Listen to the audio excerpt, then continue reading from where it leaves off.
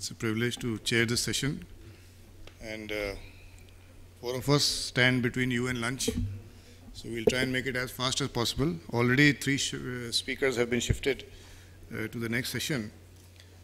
Before I request the first speaker, let me also take advantage of this forum and highlight three aspects. If someone were to ask me as to what are the three main issues of concern for the future of information security professional, the first one I would say is a new terminology which is being called as cyber EW. Cyber EW or cyber electronic warfare is a convergence of the erstwhile electronic warfare and cyber security. And last month I was in Bangalore and we attended a workshop on this. The reason why this is becoming important is because, as you're aware, networks are going the wireless way.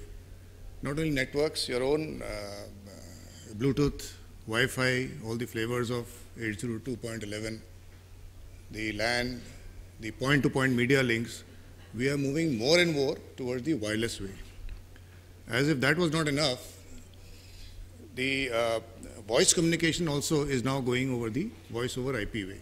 So the moment you go on the VoIP way, the threats of IP, which were earlier only restricted to your networks, the LANs and the WANs, are now, you are being exposed to them through the wireless networks.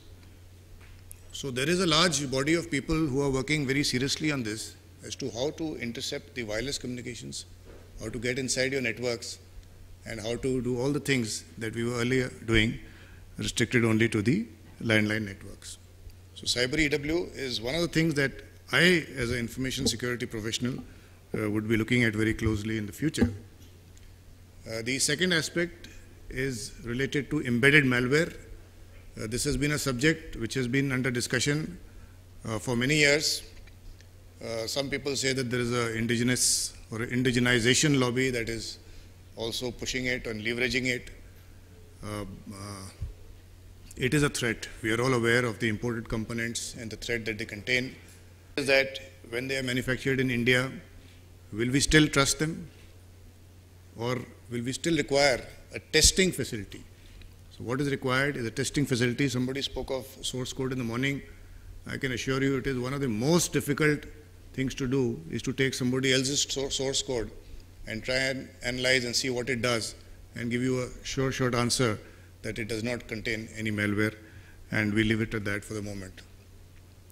And the last point that I wish to raise is the insider attack, the man-in-the-middle attack, which is, I think there's a Pareto's law there also, the 80-20 rule, because what I find is that 80% of the effort in mitigating the threats is directed towards 20% of the component, that is the technology component, whereas 70 to 80% of the attacks or the leakages rather are taking place from within the networks where there is a human factor involved. So what are we doing towards it? There is something called the Newman's 8th layer. It is a subject of my doctoral research also as to how do we address the most important part of the network, that is the user, and how do we ensure that he does the things that you want him to do. I'll leave you with these three thoughts to mull over. As I said again, as an information security professional, I would recommend that these three areas, that is the cyber EW, the embedded malware, and the insider threat, be also monitored by all of you. Having said that, we now go on to the first speaker, and we are fortunate to have with us Dr. Rajendra Kumar, who is a Joint Secretary in the Department of Electronics and Information Technology, Government of India. And since he has to go for a meeting, may we request Dr. Rajendra Kumar to kindly give his address. Thank you.